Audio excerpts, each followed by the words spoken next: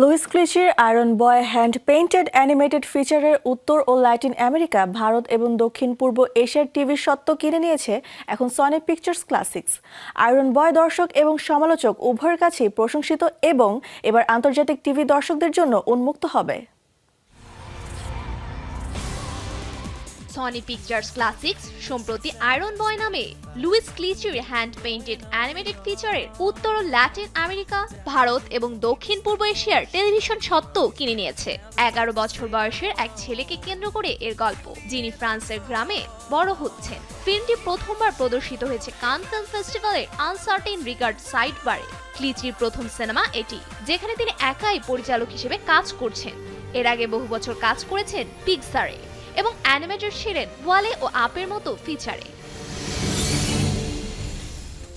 গল্পে দেখা যায় 11 বছর বয়সের ক্রিস্টোফ নামের এক ছেলে, যে তার কঠোর ও দূরের বাবার সঙ্গে পারিবারিক খামারে থাকে। ক্রিস্টোফের ব্যালেন্সে সমস্যা আছে, হঠাৎ ঝুঁকে পড়ে বা লাফিয়ে পড়ে যায় সে। ডাক্তার আয়রন কোরসেট পরার পরামর্শ দেন তাকে, যাতে সে সোজা হয়ে দাঁড়াতে পারে। খামারের কাজ করতে না পারায় নতুন জীবনের দিকে এগোতে শুরু করে ক্রিস্টোফ।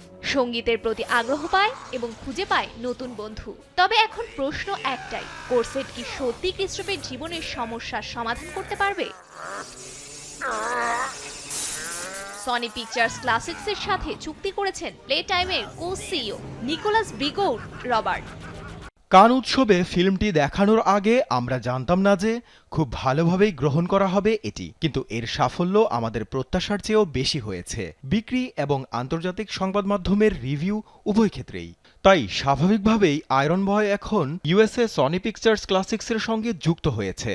টম, মাইকেল ও ডিলানের সঙ্গে দীর্ঘদিন ধরে কাজ করেছি আমরা। তারা শুধু অসাধারণ ডিস্ট্রিবিউটরই নয়, বরং খুব সংবেদনশীল ও ভালো মনের মানুষও বটে। তাই আমার মনে হয় এই ফিল্মটিকে অনেক দূর এগিয়ে নিয়ে যাবে তারা।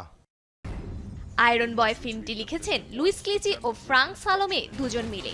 ভয়েস কাস্টে আছেন গ্যারি ক্লিচি, রোড প্যারাডট, ব্রুন মলিন ও আলেকজান্ডার অ্যাস্টিয়ার। অ্যানিমেশন করেছেন ক্লোই অবার্ট। ফিল্মটি প্রযোজনা করেছেন সেলিন ভ্যান লিয়েন ও নিকোলাস ডি রোজানবো এবং সহ-প্রযোজনা করেছেন ফ্যাব্রিস ডালভিল ও ক্রিস্টোফ টলমন্টে। এই চুক্তিটি হয়েছে সনি পিকচার্স ক্লাসিক্স এবং প্লে টাইমের মধ্যে ফিল্ম নির্মাতাদের পক্ষ থেকে। আয়রন বয় এখন আসছে পর্দায় সনি পিকচার্স ক্লাসিক্সের সঙ্গে। সঙ্গীত, সাহস আর নতুন এক বন্ধুত্বের গল্প নিয়ে। দেখা যাক কেমন সাড়া ফেলে এটি। সফুর আফরিন, শোবিজ টুনাইট।